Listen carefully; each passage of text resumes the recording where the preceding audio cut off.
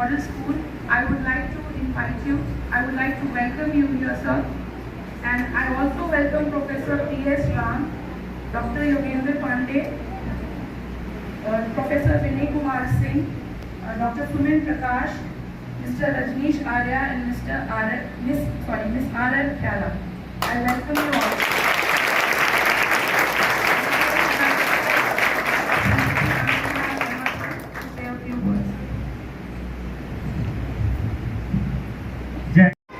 एक बहुत ही golden opportunity है हम सबके बीच में इतने महान व्यक्तित्व आज मॉर्निंग असेंबली में हैं और केवल एक छोटे से आग्रह पर सब लोग हमारे बीच में हैं, तो मैं बिना समय गवाए क्योंकि सबका आज बहुत बिजी शेड्यूल है, मैं वन बाय वन सबसे आग्रह करूंगा। सबसे पहले मैं प्रोफेसर सुशील कुमार जी से आग्रह करूंगा कि वो अपने हमारे विद्यालय के बच्चों को आशीर्वचन दें। प्रोफेसर सुशील कुमार जी। प्यारे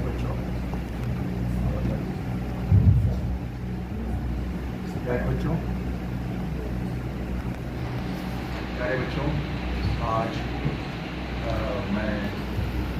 मुझे बहुत अच्छा लग रहा है कि मैं आपके बीच हूँ और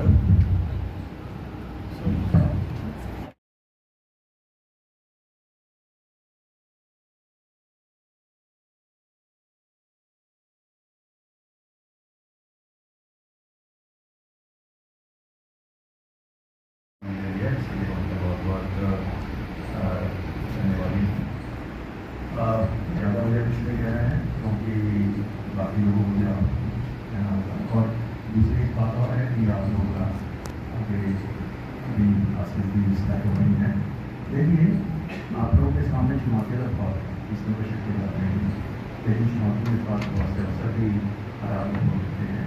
उम्मीद करता हूँ कि आप इन सब उठाएंगे और जो आपके दूसरे सवाल हैं उन्हें आपके लिए बहुत सारी सुविधाएँ वो आपकी जो वो शैक्षणिक सुविधाएँ भी मौजूद सुविधाएँ भी जहाँ तक हो सकता है आपको सब प्रदान की गई है और आगे भी मैं उम्मीद करता हूँ कि इस सुविधाओं में और ज़्यादा इजाफा होगा और आप लोगों की जो शैक्षिक प्रक्रिया है वो और अधिक सुगम तरीके से चलती रहेगी। अब अभी सुबह का जो मैसेज था कि जो एक आपसी व्यक्ति है उसको कभी भी जो शिक्षा है वो मिल नहीं सकती, ये बात बिल्कुल ठीक है। आप उम्मीद करता हूँ कि अब सभी लोग अपने पूरे साहस के साथ जितनी चुनौतियाँ हैं उनका सामना करेंगे और आप इस बात को सिद्ध कर देंगे कि समाज में आप केवल लेना ही जानते हैं बल्कि बहुत देना ही जानते हैं और इस समाज को अपने देश को आप बहुत कुछ दे पाएंगे, ये मैं उम्मीद करता हूँ। और ये कभी दे पाएंगे आप जब आप पूर्ण रूप से शिक्षित हो जाएंगे और किसी भी रूप से और तरह से आप देश की और समाज की सेवा कर सकते हैं और आप भविष्य में इस समाज की और देश की सेवा करने में सक्षम होंगे और आप अपने जीवन में सफल होंगे, यही मेरी कामना है। धन्यवाद।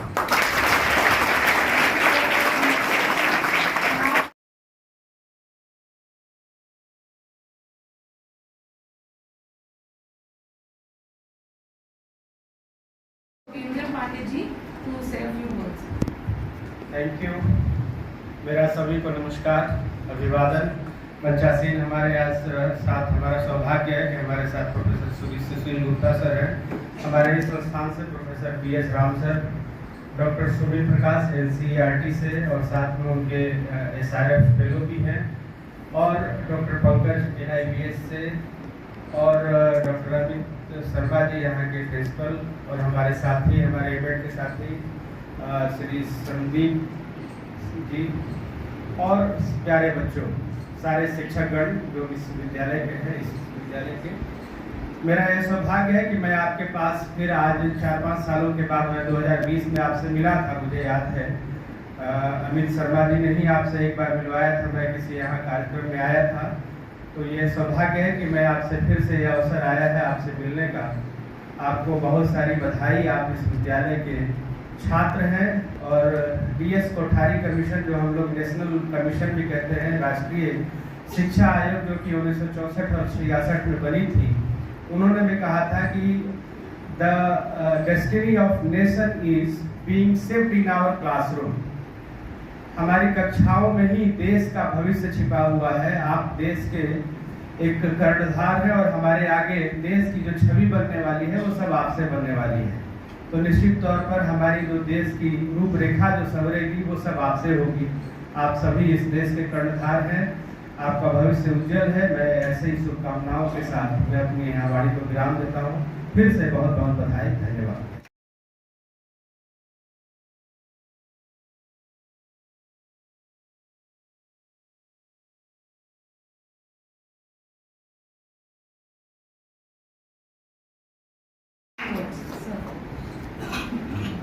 धन्यवाद मैडम जी। मंच पर मंचासीन हमारे बगल में बैठे sir, professor Yogendra Pandey ji sir, और इधर प्रोफेसर सुनील कुमार, और हमारे पंकज जी, डॉक्टर पंकज, डॉक्टर अमित कुमार सिंह जी, और इस सभागार में उपस्थित हमारे सभी शिक्षक और प्यारे विद्यार्थियों। मैं तो वैसे आपसे बहुत दूर से आया हूँ, काशी, जो काशी कहा गया है, काशी की पावन धरती, और ये तो उससे भी पवित्र है जो आपका ये NIVH है, क्योंकि यह हिमालय की गोद में है। और यहाँ पर देखा जाए तो कहा गया है कि देव भूमि, तपोभूमि, जैसे गंगा हिमालय की गोद से निकलती है और कलकल करती हुई अविरल सी धारा प्रवाहित होती चली जाती है, बंगाल की खाड़ी में जाती है, वैसे ही मेरी शुभकामना है कि आप भी इस संस्थान से, NIVH से कल आगे सनई धीरे धीरे आगे बढ़ते हुए पूरे भारतवर्ष को, या उससे और आगे कहा जाए तो विश्व में अपनी पताका को फहरा दीजिए। क्योंकि हम जानते हैं मनुष्य के अंदर 5 ज्ञानेंद्रियां होती हैं, लेकिन हम इस सभागार में जो बैठे हुए हमारे प्रिय छात्र हैं, किन्हीं न किन्हीं कारणों से एक जो आपकी इंद्रिय है उसका विलोप हो गया है। लेकिन कहा गया है कि विद्या प्रकाश पुंज है, जैसा कि अभी प्रोफेसर योगेंद्र पांडे जी ने कहा और सर ने भी कहा कि कई आयोग, जब भारत आज़ाद हुआ, विश्वविद्यालय आयोग, माध्यमिक शिक्षा आयोग, कोठारी आयोग, राष्ट्रीय शिक्षा नीति और तमाम इस तरह की योजनाएं और जो आयोग निर्धारित किए गए, बैठाए गए, इस शिक्षा को कैसे बेहतर बनाया जाए राष्ट्रीय स्तर पर और अंतर्राष्ट्रीय स्तर पर। तो लगा कि हम शिक्षा को हर तरह से आगे बढ़ाएं, क्योंकि हमारा जो ये समाज है वह भी शरीर का एक अभिन्न समाज है, राष्ट्र का एक अभिन्न समाज है, जिसको हम विकलांग सब तो नहीं कर सकते हैं। हमारे जो इंक्लूसिव एजुकेशन के अंतर्गत बच्चे आते हैं, तो बिना इनको लिए कोई भी समाज, कोई भी प्रांत, कोई भी राष्ट्र या पूरा भूमंडल आगे नहीं बढ़ सकता है। क्योंकि अक्षम कहलाएगा जब अपने समाज को, अपने शरीर के अंग को यदि वह लेकर आगे बढ़ता है, तो वह निश्चित है कि शिक्षा के उद्देश्यों को प्राप्त करेगा। जैसे हम वैदिक काल में देखें तो वैदिक काल में धर्म प्रधान शिक्षा थी। बौद्ध काल में देखें तो वहाँ भी बुद्धम शरणम गच्छामि, संघम शरणम गच्छामि, धम्मम शरणम गच्छामि। जैन संप्रदाय में आए, जैन मुनि जी आए, फिर उसके बाद मुस्लिम पीरियड आया हमारे देश में, लास्ट में ब्रिटिश पीरियड आया, जिन्होंने थोड़ा सा हमारी जो भारतीय संस्कृति, हमारे रीत रिवाज, परंपराएं हैं, इनको थोड़ा सा उन्होंने तोड़ा। मरोड़ दिया और तोड़ मरोड़ करके जो ब्रिटिश कालीन शिक्षा व्यवस्था थी उसको भारतवर्ष में संचालित करने का पूरा प्रयास किया। और उनका ये था कि हमारी जो मैकाले की शिक्षा पद्धति है जिसमें अंग्रेजियत तो दिखाई दे रहा है वह भारतवर्ष में पूर्ण रूप से विकसित हो जाए, लेकिन हमारे भारत के ऐसे ऐसे स्वतंत्रता संग्राम सेनानी पैदा हुए, ऐसे ऐसे शिक्षाविद पैदा हुए, ऐसे राष्ट्र को उत्तरोत्तर आगे बढ़ाने में अपनी भूमिका निभाने में पैदा हुए, उन लोगों ने भारत को आज़ाद कराया। आज़ादी की जो पराकाष्ठा है उनसे पूछा जाए, हम लोग तो जिस स्वतंत्र अवस्था में पैदा हुए हैं संघर्ष नहीं मालूम है, लेकिन कहा गया है कि सुखों के बीच रहकर भी सुखी होना नहीं आया, यहाँ हर आदमी को आदमी होना नहीं आया। तो हमें संघर्ष करना चाहिए, क्योंकि कहा गया है कि संघर्ष ही जीवन है। हम जितना संघर्ष करेंगे उतना हमारा समाज, हमारा राष्ट्र आगे बढ़ेगा। और हमारी भारतीय संस्कृति में कहा गया है कि भारत सभी देशों का गुरु है। एक उदाहरण भी हमारे सामने है, ये हमारे छोटे बच्चे भी जानते होंगे और हम सभी लोग जानते होंगे। यदि विगत कुछ वर्षों पहले पूरा विश्व एक रोग से पीड़ित हो गया था, कोरोना से पीड़ित हो गया था, जान बचाना मुश्किल था। ऐसी परिस्थिति में भारतवर्ष देखा जाए तो विश्व में सबसे पहले वैक्सीन तैयार किया पूरे विश्व को बचाने के लिए, और विश्व के बहुत से देशों में वैक्सीन का जो है कि किया गया, दिया गया। लोग लेने के लिए आतुर हो गए कि भारत की वैक्सीन लिया जाए, जान बचाया जाए।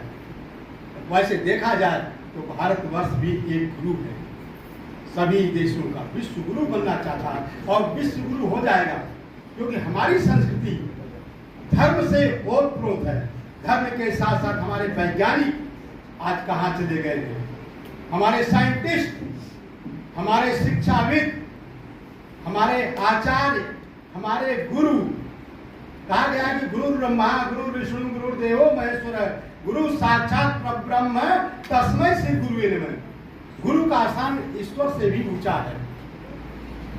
तो हमारे जो देश में गुरु हैं वो अपने छात्र को शिक्षा देने में कहीं भी कोताही नहीं करते हैं, कहीं भी कोई त्रुटि भी नहीं करते हैं। कहा गया है विद्या धनम सर्वधनम प्रधानम न चौर्यहारम न च राजहारम न भातृभाज्यम न च भारकारी व्यये कृते वर्धते नित्यम। तो ये विद्या रूपी धन ऐसा धन है जो जितना ही बांटिए, अभी सर ने कहा देने की बात कही, तो विद्या रूपी धन जितना ही बांटिए आपके पास उसका खजाना उतना ही बढ़ता जाता है। मैं अभी और लोग हैं और कार्यक्रम भी आगे है, मैं बहुत धृष्टता किया, लेकिन फिर भी अपनी वाणी को यही विराम देना चाहता हूँ कि क्षमा कीजिएगा, मैं ज़्यादा नहीं बोल पाया, या कोई त्रुटि हो तो क्षमा कीजिए आप लोग। कहा गया है चातकों ने अभी नीर पाया न था, चातकों ने अभी नीर पाया न था, घन व्योम से ओले गिराने लगे। हम आने का हर्ष मना न सके, हम आके यहाँ अब जाने लगे।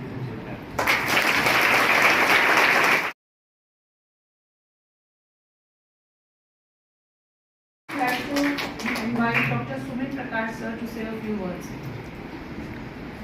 Thank you madam.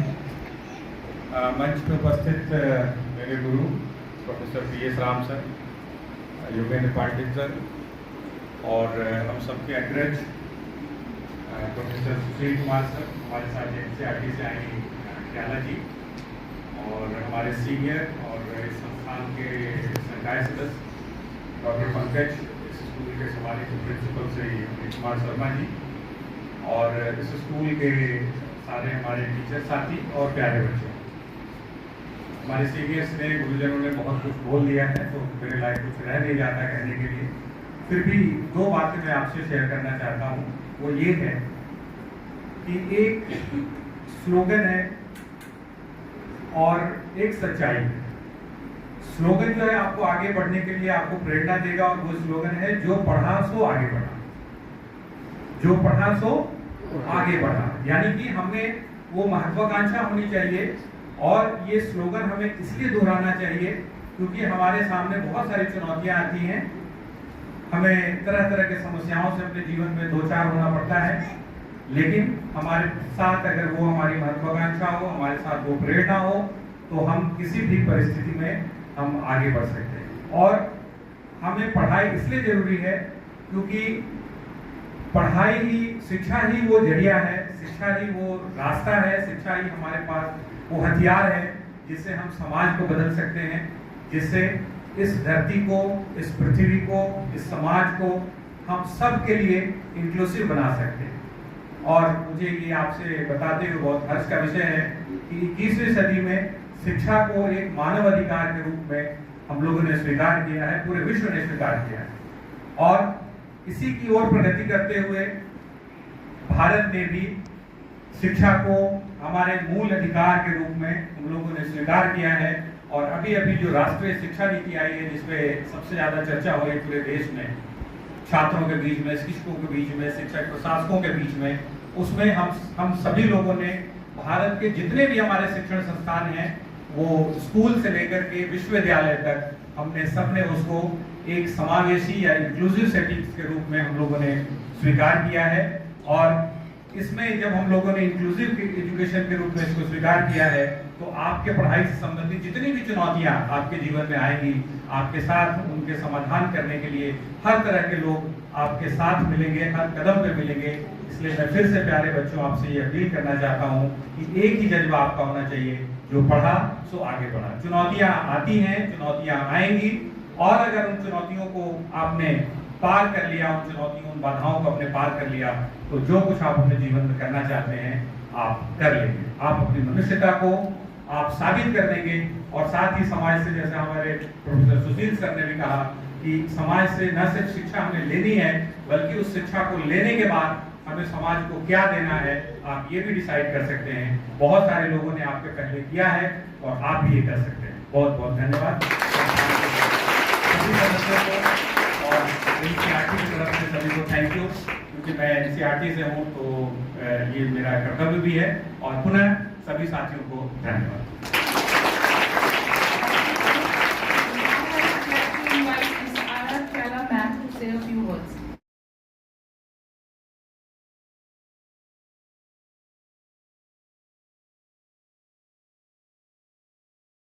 Good.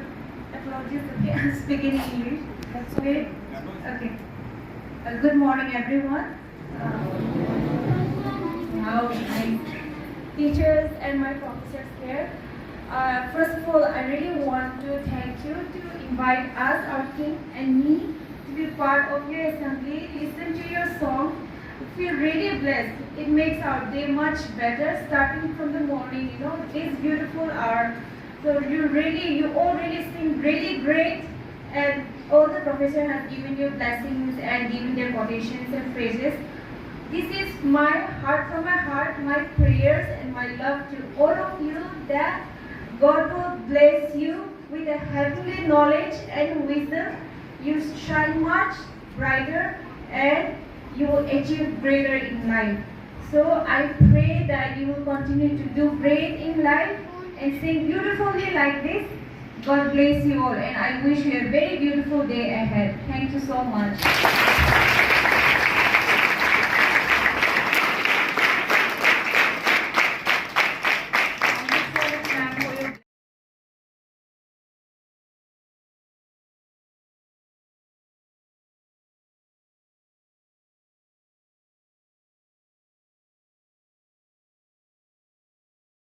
पंचासीन बहुत बड़े बड़े दिग्गज लोग आज आपके बीच हैं। सभी बच्चों, सबसे पहले सबको आपको गुड मॉर्निंग। मैं आपको बताना चाहूँगा कि आज आपके समक्ष बहुत बड़े बड़े विद्वज्जन हैं, जिनको आपने अभी सुना। प्रोफेसर सुशील कुमार गुप्ता सर हैं, जिन्होंने दृष्टि बाधा को चुनौती मानते हुए उसको पार करके कुरुक्षेत्र यूनिवर्सिटी में सर प्रोफेसर रहे हैं, वहाँ से अभी कुछ दिनों पहले रिटायर किए हैं। आपके भी अभी प्रोफेसर पीएस राम सर बोल रहे थे। Professor PS Ram sir BHU में प्रोफेसर और इसी साल सर रिटायर हुए हैं वहाँ से, और उन्होंने ही वहाँ पर बीएड स्पेशल वगैरह जो टीचर विशेष शिक्षक बनते हैं शुरुआत वहाँ उनके ही द्वारा किया गया। डॉक्टर योगेंद्र पांडे सर हैं, वो भी बीएचयू में हैं, और वहाँ पे अभी जो जितने बीएड प्रोग्राम जितने लंबे समय से चल रहा है सब सर के दिशा निर्देश में चल रहा है, सभी उनको पूरे गाइड कर रहे हैं। मैं सबसे पहले ये 3 लोगों का धन्यवाद करता हूं, और 2 लोग जो विनय कुमार सिंह और प्रोफेसर एस.आर. मित्तल अभी नहीं आ पाए, उनका भी धन्यवाद करना चाहता हूं, जो एक विशेष रूप से हमारे बीच आज यहाँ उपस्थित हुए हैं NIPVD में। और NCERT से हमारे साथ सुमिन साहब हैं, और मैम नाम ख्याला मैम हैं जो आई हुई हैं, और बहुत बहुत स्वागत है। मैं आपको प्रयोजन बताना चाहता हूँ कि आज ये क्यों आए। NCERT में आप लोग जानते हो कि NEP में अब हम पहले कहते थे ना प्राइमरी, मिडिल या सेकेंडरी, अपर प्राइमरी, एलिमेंट्री, ऐसा वर्ड यूज करते थे।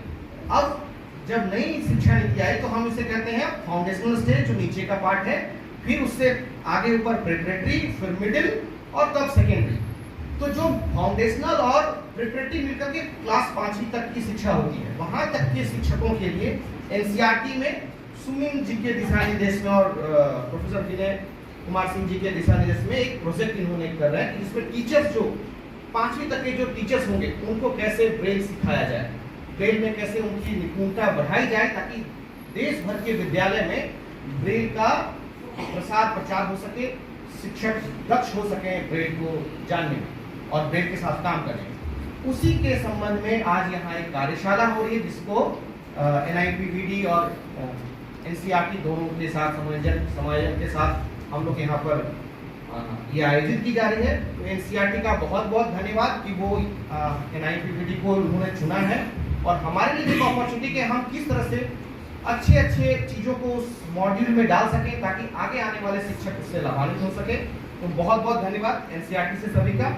और अमित कुमार शर्मा साहब ने बहुत ईगरनेस के साथ इस प्रोग्राम को लिया, सारा आयोजन को संभाला, आपसे भी रूबरू कराया कि उन्होंने विशेष आग्रह किया सबका। उनका बहुत बहुत धन्यवाद कि वो आपके लिए हमेशा स्कूल के लिए सोचते रहते हैं। सभी शिक्षकों का आभार जो यहाँ एक मौका मिला, हमें यहाँ स्थान दिया, सब यहाँ इंटरेक्ट कर सके। और अंत में बच्चों का बहुत बहुत धन्यवाद जो आप लोग यहाँ बहुत निष्ठापूर्वक शांत होकर के सुने हैं। तो मैं सभी को पुनः धन्यवाद ज्ञापित करता हूँ NIPVD की तरफ से भी और स्कूल के भी। बहुत बहुत धन्यवाद।